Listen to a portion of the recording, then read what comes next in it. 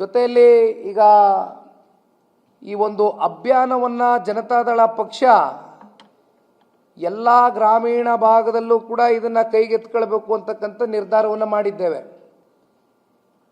ಇದು ಶುಕ್ರವಾರದ ದಿನ ಕೋರ್ ಕಮಿಟಿ ಅಧ್ಯಕ್ಷರ ನೇತೃತ್ವದಲ್ಲಿ ಕೋರ್ ಕಮಿಟಿಯ ಸದಸ್ಯರ ಜೊತೆಯಲ್ಲಿ ಕೂತು ಒಂದು ಹಂತಕ್ಕೆ ಚರ್ಚೆಯನ್ನು ಮಾಡಿ ಪಕ್ಷದ ವರಿಷ್ಠರಿಗೂ ಕೂಡ ಈ ಗಮನಕ್ಕೆ ತಗೊಂಡು ಬಂದಿದ್ದೇವೆ. ಈ ವಿಚಾರವನ್ನು ಅವ್ರ ಜೊತೆನಲ್ಲೂ ಕೂತು ಚರ್ಚೆಯನ್ನು ಮಾಡ್ತಾ ಇದ್ದೇವೆ. ಈಗಾಗಲೇ ಇವತ್ತು ನಾವು NDA ಮಿತ್ರಕೂಟದ ಒಂದು ಭಾಗವಾಗಿ ಜನತಾದಳ ಪಕ್ಷ ಕೇಂದ್ರದ ಸರ್ಕಾರ ತಗೊಂಡಿರ್ತಕ್ಕಂಥ ಈ ಒಂದು ಐತಿಹಾಸಿಕವಾದಂಥ ಯೋಜನೆ, ಐತಿಹಾಸಿಕವಾದಂಥ ತೀರ್ಮಾನಕ್ಕೆ ನಮ್ಮ ಸಂಪೂರ್ಣ ಸರ್ವಾನುಮತದಿಂದ ಬೆಂಬಲ ಇದೆ ಅಂತಕ್ಕಂಥದ್ದು ಕೇವಲ ಒಂದು ಪ್ರೆಸ್ ಮೀಟಿಂದ ತಿಳಿಸ್ತಕ್ಕಂಥ ಪ್ರಶ್ನೆ ಅಲ್ಲ. ಇದು ಎಲ್ಲ ಕ್ಷೇತ್ರದಲ್ಲೂ ಕೂಡ ಇಡೀ ರಾಜ್ಯವ್ಯಾಪ್ತಿ 224 ಕ್ಷೇತ್ರಗಳಲ್ಲೂ ಕೂಡ ನಮ್ಮ ಅಭ್ಯರ್ಥಿಗಳಿಗೂ ಹೇಳ್ತೇವೆ, ನಮ್ಮ ಕೇಡರ್ಗೂ ಹೇಳ್ತೇವೆ, ಎಲ್ಲರೂ ಕೂಡ ನಿಂತು ಈ ಅಭಿಯಾನದಲ್ಲಿ ಪಾಲ್ಗೊಂಡು ಗ್ರಾಮದಲ್ಲಿ ಇವರೇನು ದಿಕ್ತಪ್ಪಿಸ್ಲಿಕ್ಕೆ ಹೋಗ್ತಾ ಇದ್ದಾರೆ, ಪ್ರತಿ ಹಂತದಲ್ಲೂ ಕೂಡ ನಮ್ಮ ಕಾರ್ಯಕರ್ತರು, ಮುಖಂಡರು, ಅಭ್ಯರ್ಥಿಗಳು, ಶಾಸಕರು, ಮಾಜಿ ಶಾಸಕರು ಎಲ್ಲರೂ ಕೂಡ ಸಂಪೂರ್ಣವಾಗಿ ಇನ್ವಾಲ್ವ್ ಆಗಿ ಇವತ್ತು ನಾವು ಈ ಅಭಿಯಾನಕ್ಕೇನು ಕಾಲಿಡ್ಲಿಕ್ಕೆ ಹೋಗ್ತಾ ಇದ್ದೇವೆ, ಇದು ಸಂಪೂರ್ಣ ಹಳ್ಳಿಗಳಲ್ಲಿ ಇರ್ತಕ್ಕಂಥ ವಾಸ್ತವಾಂಶ, ಈ ಒಂದು ಸಿಸ್ಟಮ್ಯಾಟಿಕ್ ಚೇಂಜ್ನ ಇವತ್ತು ಕೇಂದ್ರ ಸರ್ಕಾರ ಏನು ತಗೊಂಡು ಬಂದಿದ್ದಾರೆ, ಇದು ಸಂಪೂರ್ಣವಾಗಿ ಮುಟ್ಟಿಸ್ತಕ್ಕಂಥ ಕೆಲಸ ಅಭಿಯಾನದ ಮೂಲಕ ಇದನ್ನು ಜನತಾದಳ ಪಕ್ಷ ಮಾಡಬೇಕು ಅಂತಕ್ಕಂಥದ್ದು ತೀರ್ಮಾನ, ಒಂದು ಹಂತದ ತೀರ್ಮಾನ ತೆಗೆದುಕೊಂಡಿದ್ದೇವೆ. ಶುಕ್ರವಾರದ ದಿನ ನಾನು ಈಗ ತಾನೇ ಹೇಳ್ದಂಗೆ ಕೋರ್ ಕಮಿಟಿ ಅಧ್ಯಕ್ಷರ ನೇತೃತ್ವದಲ್ಲಿ ಒಂದು ಸಭೆಯನ್ನು ಆಯೋಜನೆ ಮಾಡ್ಕೊಂಡಿದ್ದೇವೆ. ಕೇಂದ್ರದ ಸಚಿವರು, ಮಾಜಿ ಮುಖ್ಯಮಂತ್ರಿಗಳು ಸನ್ಮಾನ್ಯ ಕುಮಾರಣ್ಣ ಅವರ ಹತ್ರ ಕೂಡ ದೂರವಾಣಿಯಲ್ಲಿ ಮಾತನಾಡಿದ್ದೇವೆ. ಕಾರಣ ಪಾರ್ಲಿಮೆಂಟ್ ಇದೆ, ಅವರು ಡೆಲ್ಲಿನಲ್ಲಿದ್ದಾರೆ. ಅವರು ಕೂಡ ಇದನ್ನು ಮುಂದುವರಿಸ್ತಕ್ಕಂಥದ್ದು ಸೂಕ್ತ ಅಂತ ಹೇಳಿದ್ದಾರೆ. ಯಾಕೆಂದರೆ ನಿಮ್ಮೆಲ್ರಿಗೂ ಗೊತ್ತಿದೆ, ಕೇಂದ್ರದ ಸಚಿವರು ಶಿವರಾಜ್ ಸಿಂಗ್ ಚೌಹಾಣ್ ಜಿರವರು ಕೂಡ ಬೆಂಗಳೂರಿಗೆ ಬಂದಿದ್ದರು. ಆ ಸಂದರ್ಭದಲ್ಲಿ ನಮ್ಮ ಮಿತ್ರ ಪಕ್ಷದ ಕೂಟದ ರಾಜ್ಯ ನಾಯಕರು, BJP ನಾಯಕರು, JDSನಿಂದ ಸನ್ಮಾನ್ಯ ಕುಮಾರಣ್ಣ ಅವರು ಸೇರಿದಂತೆ ಒಂದು ಪತ್ರಿಕಾಗೋಷ್ಠಿಯನ್ನು ನಡೆಸಿದ್ವು ಇದೇ ವಿಚಾರಕ್ಕೆ ಸಂಬಂಧಪಟ್ಟಂತೆ. ಸೊ ನಮ್ಮದು ಕೂಡ ಜವಾಬ್ದಾರಿ ಇದೆ, ನಮ್ಮದು ಕೂಡ ಕರ್ತವ್ಯ ಇದೆ. NDA ಮಿತ್ರಕೂಟದಲ್ಲಿ ನಾವು ಭಾಗವಾಗಿದ್ದೇವೆ. ಹಾಗಾಗಿ ಇದು ನಾವು ಗಟ್ಟಿಯಾಗಿ ಕ್ಯಾಂಪೇನ್ನ ತೆಗೆದುಕೊಂಡು ಹೋಗ್ತೇವೆ. ಅದಕ್ಕಿಂತ ಮುಂಚಿತವಾಗಿ ಇನ್ನೂ ಒಂದೆರಡು ಗಂಭೀರವಾದಂಥ ಲೋಪದೋಷಗಳ ಬಗ್ಗೆ ನಾನು ನಿಮಗೆ ಹೇಳಬೇಕಾಗ್ತದೆ. ಇದು ಇಲ್ಲಿ ಒಂದು ಡಾಕ್ಯುಮೆಂಟ್ ಇದೆ, ಇದು ನಿಮ್ಮ ಪ್ರಿಂಟ್ ಮೀಡಿಯಾನಲ್ಲಿ ಬಂದಂಥ ಡಾಕ್ಯುಮೆಂಟ್. ಇದು ನಾವು ಹುಟ್ಟಾಕಿರ್ತಕ್ಕಂಥ ಡಾಕ್ಯುಮೆಂಟ್ ಅಲ್ಲ. ಇಲ್ಲಿ ನೀವು ಒಬ್ಬರನ್ನ ನೋಡ್ಬೋದು, ಗಂಡಸರು ಹೆಂಗಸರ ಥರ ಸೀರೆ ಧರಿಸಿ ನಮ್ಮ ಪ್ರಿಯಾಂಕ್ ಖರ್ಗೆ ಅವರ ವಿಧಾನಸಭಾ ಕ್ಷೇತ್ರದಲ್ಲಿ ಆಗಿರುವಂಥ ಒಂದು ಉದಾಹರಣೆ.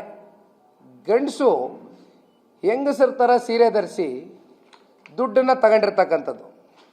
This is one of the prime examples which I would like to present. At the same time Kalaburagi ಜಿಲ್ಲೆನಲ್ಲಿ 37,000 ಸಸಿಗಳನ್ನ ನೆಡ್ತಕ್ಕಂಥ ಕಾರ್ಯಕ್ರಮ ಅಂತ ಮಾಡ್ತೇವೆ ಅಂತಲೂ ಹೇಳಿದರು. ಒಂದು ಸಸಿನೂ ನೆಡಕ್ಕಾಗಿಲ್ಲ, ಆದರೆ ದುಡ್ಡು ತಗೊಂಡಿದ್ದಾರೆ. ಇದೇನಾ ನಿಮ್ಮ ಮನ್ರೇಗಾನಲ್ಲಿ ಈ ಯೋಜನೆಯಲ್ಲಿ ಅಚೀವ್ಮೆಂಟು? ಮಾನ್ಯ ಪ್ರಿಯಾಂಕ್ ಖರ್ಗೆರವರೇ, ಮಾನ್ಯ ಮುಖ್ಯಮಂತ್ರಿಗಳು, ಉಪಮುಖ್ಯಮಂತ್ರಿಗಳೇ, ಮಾನ್ಯ ಕೇಂದ್ರದ ನಾಯಕರೇ, ಇದೇನಾ ನಿಮ್ಮ ಅಚೀವ್ಮೆಂಟು? ಈ ಲೋಪದೋಷಗಳನ್ನ ಸರಿಪಡಿಸಬಾರ್ದಾ NDA ಸರ್ಕಾರ? ಇದಕ್ಕೆ ನಿಮ್ಮ ಸಹಮತ ಇಲ್ವಾ?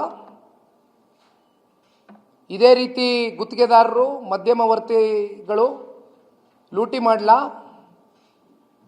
ಲಕ್ಷಾಂತರ ಕೋಟಿ ಲೂಟಿ ಆಗೋಗಿದೆ. ಈ ಥರ ಹೇಳೋರಿಲ್ಲ, ಕೇಳೋರಿಲ್ಲ. ಇದಕ್ಕೆ ಉತ್ತರ ಕೊಡ್ತಕ್ಕಂಥವ್ರು ಯಾರು? ಇವತ್ತೇನು ಮಾತಾಡ್ತಾ ಹೋದರೆ ಬಯೋಮೆಟ್ರಿಕ್ ಸಿಸ್ಟಮು, AI ಟೆಕ್ನಾಲಜಿ ಇವೆಲ್ಲ ತಗೊಂಬಂದಿರೋ ತಪ್ಪ? ಹಂಗಾದರೆ ಅಕೌಂಟಬಿಲಿಟಿ ಬೇಡವಾ? ಟ್ರಾನ್ಸ್ಪರೆನ್ಸಿ ಬೇಡವಾ ಯೋಜನೆಯಲ್ಲಿ? ಇಷ್ಟು ಲಕ್ಷಾಂತರ ಕೋಟಿ ಖರ್ಚು ಮಾಡಿದಾಗ ಮಹಾತ್ಮ ಗಾಂಧೀಜಿಯವರ ಗ್ರಾಮ ಸ್ವರಾಜ್ಯದ ಯೋಜನೆ ಅವರ ಒಂದು ಕನಸೇನಿತ್ತು, ಆ ಕನಸು ನನಸು ಮಾಡ್ತಕ್ಕಂಥ ಯೋಜನೆನೇ ಇವತ್ತು ABG ರಾಮ್ಜಿ ಯೋಜನೆ.